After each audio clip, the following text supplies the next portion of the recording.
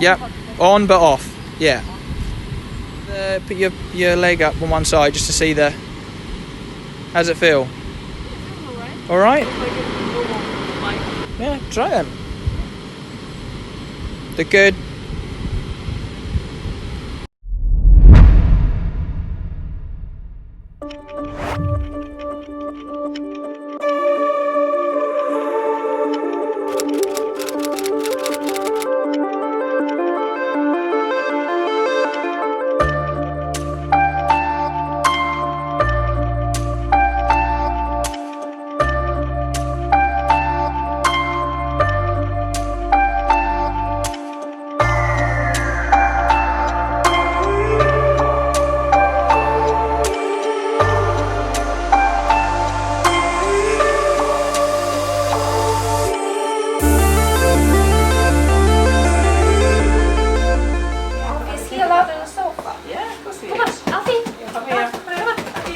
Oh, there we go.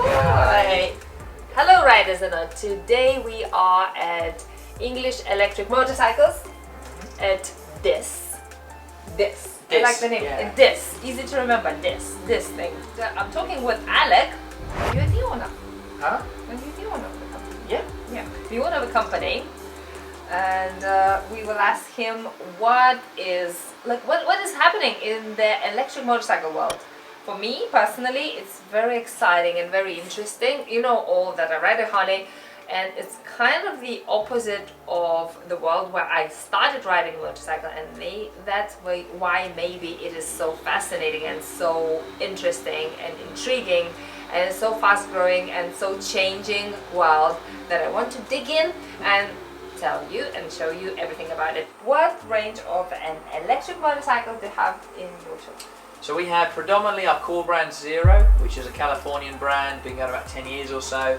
Then we've got Energica, which are their kind of, I guess, competitor in some respects, which is an Italian electric sports bike.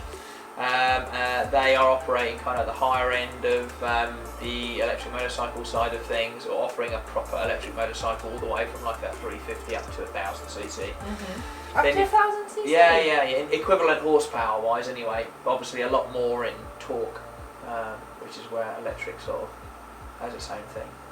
Yeah. Really? Yes, they're the big boys. And then Energica. And then we have the lower capacity bikes, which there's about 4 or 5 different brands, Super Soco, New, which are scooters, and then some of the smaller kiddie stuff, which is all electric and off-road as well. And they make up sort of anything between price bracket of sort of £1,000 to £5,000, and then the Zeros will start at like 10 and work their way up to in the mid-20s. So yeah, so we've got something for everyone. The applications for electric there's a lot of them. People just need to be kind of informed of the benefits of running electric versus combustion, but then also the limitations. Yeah, it's kind of like we spoke about, is educating people on maybe not to be so afraid or wary of it, but also that there's the opportunity for people to really save a lot of money from running electric versus combustion. But then the fun factor that it's not, you don't maybe need all the noise and the vibration and everything to enjoy riding motorcycles, which when you try electric, it'll be interesting to see what you think of it.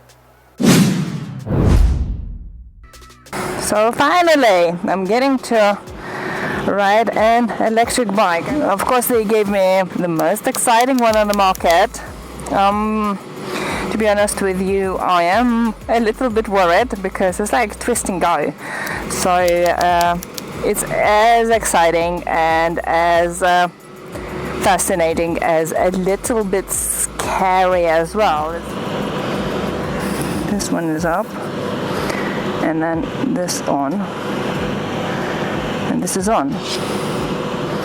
And as soon as I twist the throttle, the bike will go. Oh, that's actually quite nice.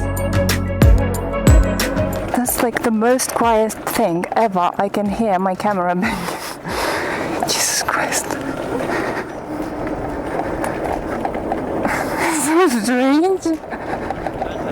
Okay, it's just showing the signs.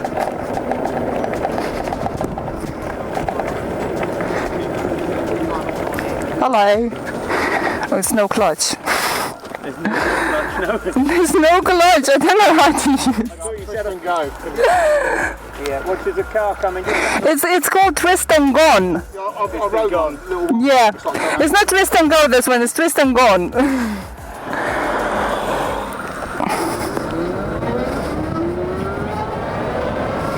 Oh my God! Okay, guys. It is actually Twist and Gone.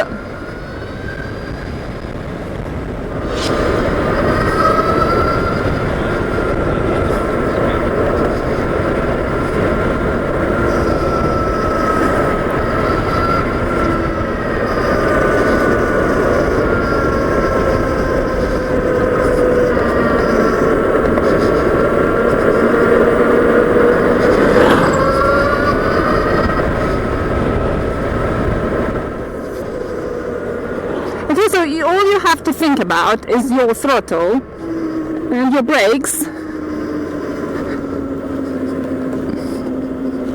which are nice and responsive. And that's it. You just gone. Oh my God, this is so good. Like literally, guys.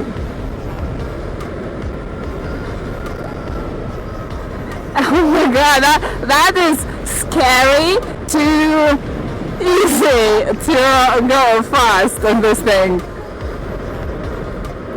I have the biggest smile on my face right now.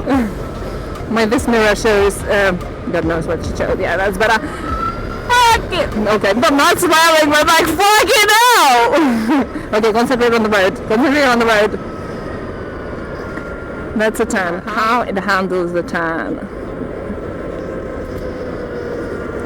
It actually, when you drop it, it drops very nicely.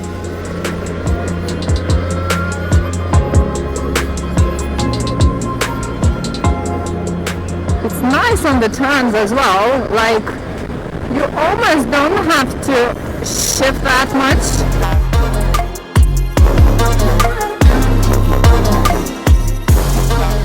I know why Alek, the owner of the English electric motorcycles, was so confident with people trying it and coming back. Totally changed their minds about the electric motorcycles, because it is as promised. Like, me, starting from the very old school, I was skeptical at the beginning. I thought, like, no way, it's gonna, like, it's not gonna replace the old motorcycles. I don't think it's gonna like entirely replace the old school, because look how far the motorcycle industry came. I was riding the 60 years old motorcycle and was as, like, I was in a different way.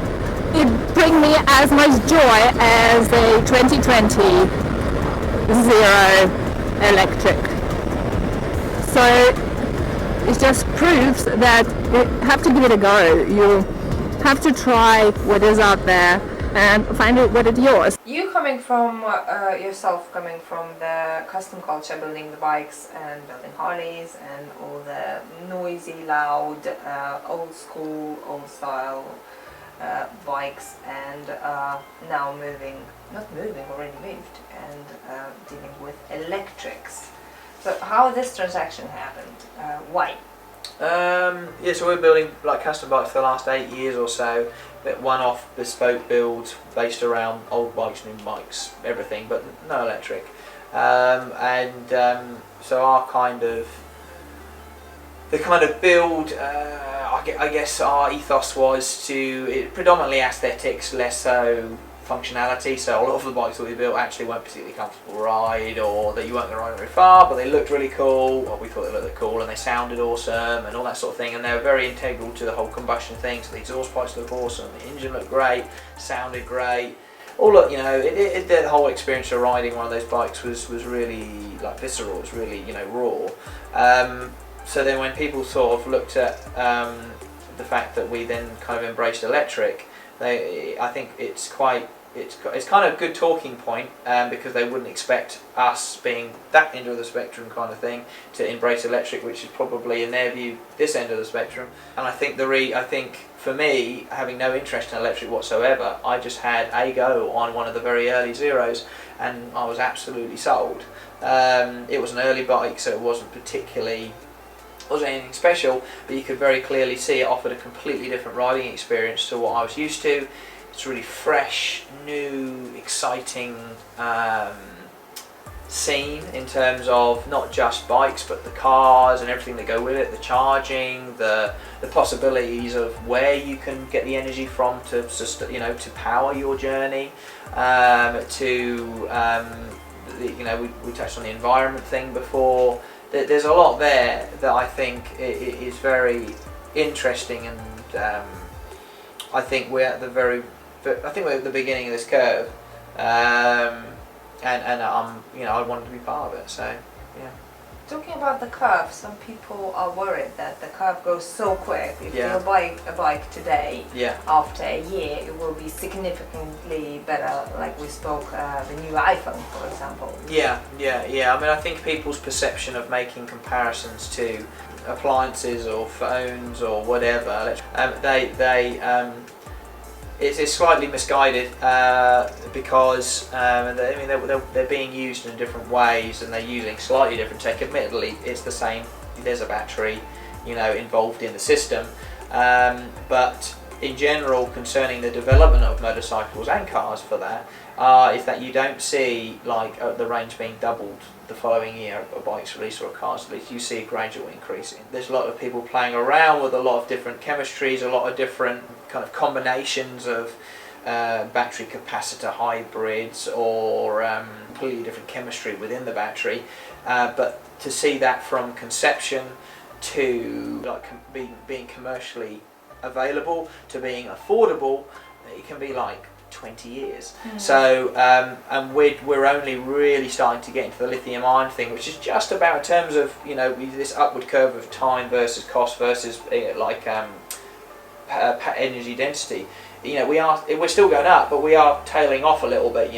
So eventually the tech which we're using now, these batteries, will plateau, like we have done with combustion engines. It's rare for you to see a 50% increase in horsepower and all that lot.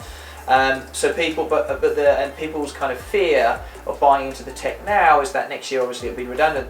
That's not the case. Okay, maybe in 5 years there'll be a bike that will go 20% further, but that said, if people embrace the technology now, that it's going to arrive sooner, this better tech that is going to enable everybody to go further and charge faster, and it'd be more affordable. The second-hand side of things, which we touched on, which was people's worried that if they buy a bike now, that in 2 years' time or 3 years' time, that when the bike comes out with better range and better charging, it's going to make their value of their bike considerably less. That's not really any different from any other bike that you deal with combustion-wise also, but also the fact that there's a long line of people waiting to get on electric after having tried it. Very few people aren't sold with the idea. It's just a matter of cost. So if all of a sudden in 3 years' time we started selling Zeros, say in 2017, in another 2 years' time, when there's this flood of used bikes that come on the market, or drip feeds onto the market, what we're going to see is a lot of people that we have a list for waiting to get on a bike that's £5,000, but with maybe a little less range than the guys that are paying double or triple that, who can buy the newest, greatest, latest one. I don't think it's going to be an issue. I mean, it hasn't proven to be an issue so far. We've got second-hand market's been incredibly strong. Second-hand values have been incredibly strong. So yeah, I mean, I think it's not something that should be maybe as concerning as what people think. And also, what I found interesting, and what was a new find for me, is when you buy a second-hand electric bike, you can have your battery checked.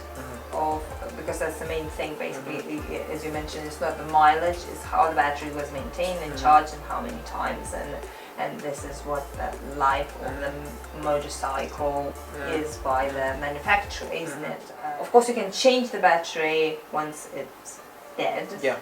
And you mentioned that with a Zero you can do 100,000, to 200,000 miles with a battery that manufacturer provides, which is an incredible mileage that not many motorcyclists do in their lifetime. Yeah, exactly. So I mean, ultimately, the lifespan of the battery will probably massively outlive the lifespan of the bike. And the thing with the battery is that it's the biggest chunk of the cost of the bike, usually a third. So if we're looking at a 10 grand Zero, we're looking at about 3 or 4 grand battery.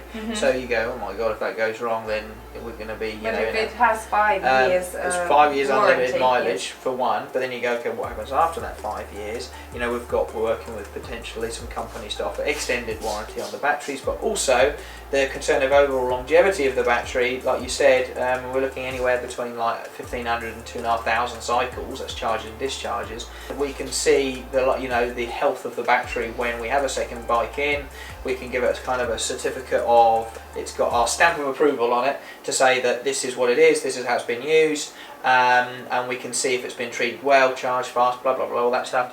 We'd expect, like you say, anywhere between 100 and 200,000 miles out of that battery, which will outlive a lot of the rest of the bike easily. If you're talking in comparison to combustion engines, you're looking at least engines, a partial engine rebuild within that period of time. And then the other thing is obviously second life of the batteries is that it's not dead after 100,000, 200,000 miles. It just gets below a point of usually 80% is their kind of point at which they say that people start needing to either replace it or upgrade it or whatever.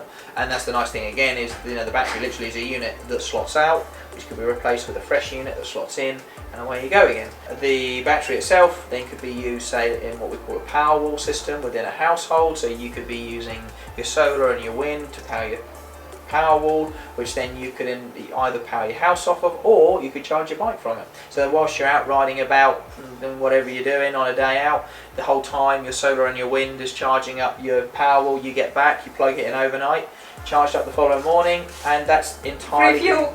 Exactly. And the interesting thing is when we get asked about this whole thing about infrastructure and charging up, it's we go, yeah, but I can never, with an electric bike, I can't roll in, fill it up in 5 minutes and away I go again.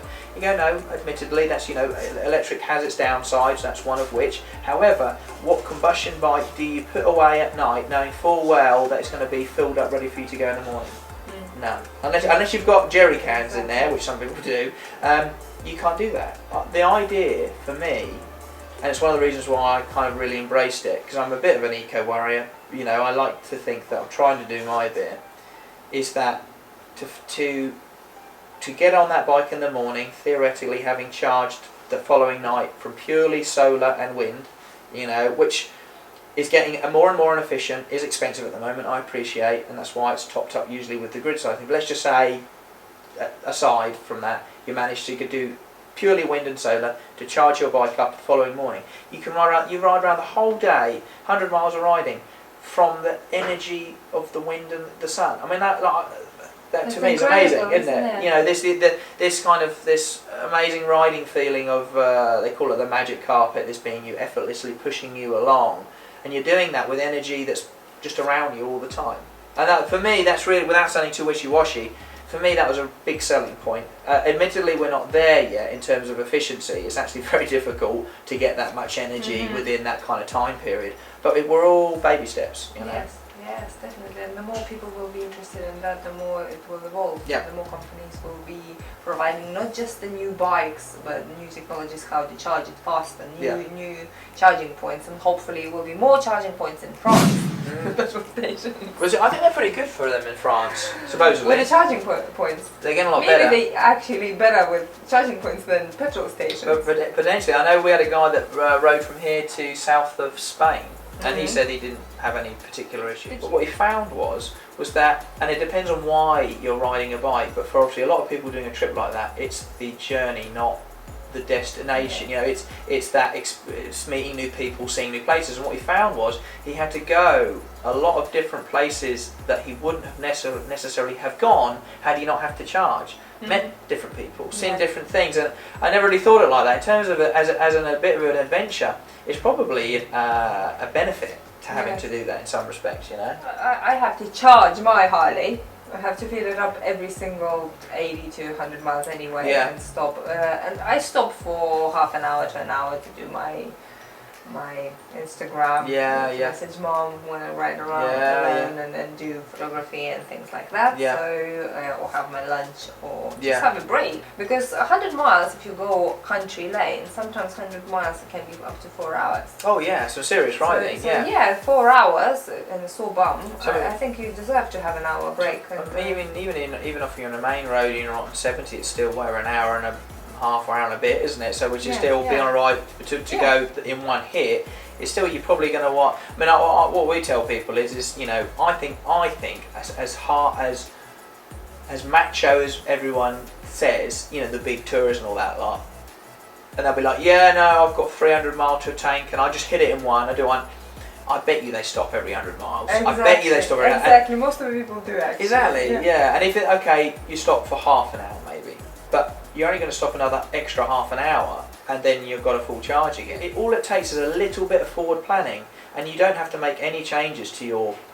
Just a little bit of thinking. That's all it is. That's all it is. I mean, admittedly, there's something there with the infrastructure. It's more of a mind shift. I guess that electric bikes is more of everyone just to broaden up the minds. And start thinking about motorcycle just a little bit different. Not worse, not better, but different. Absolutely. That's what it is. It is. You can't. I say to people very often when I try different bikes, you can't compare them. You just can't compare them. How I can compare my Harley with the electric bike? So for everyone to go, oh, I hate electric motorcycles. You go, well, do you hate electric with a chain drive, or electric with a gearbox, or without a gearbox? So, you know, I think it's a sweeping statement to say. It'll be like saying, I hate all V-twins. You know, and you go, what? You hate all the Ducatis, you hate all the Harleys, you hate all of the, you know, very few people would say, I hate all V-twins. Maybe some people might do, but it's like, so what I think you will do, as more and more motorcycles come to the market, there'll be certain people that may be put off by what we currently have, but then, you know, there might be some more brands that come in, or the brands we currently have different offerings that appeal to more people. And to be, like yourself, open-minded enough about, you know, very simply, and I think we've both got the same outlook, it sounds like we have, in the fact that I am absolutely open. Anything two wheels for me, I'm happy to have a go on. I don't care whether it's a monkey bike, or whether it's a you know, a full-blown, you know, Goldwing, Honda Goldwing. You know, for me, two wheels is good. You know, and electric is just another variation of. And it's worth giving it a go. That's what I heard from not just here in the shop, because you're selling your bike, so we don't trust you saying it's worth giving I'm slightly biased. But I heard it from other people, and that's what led me here, of people saying you have to give it a go. Once you will, you will be impressed in the best possible way.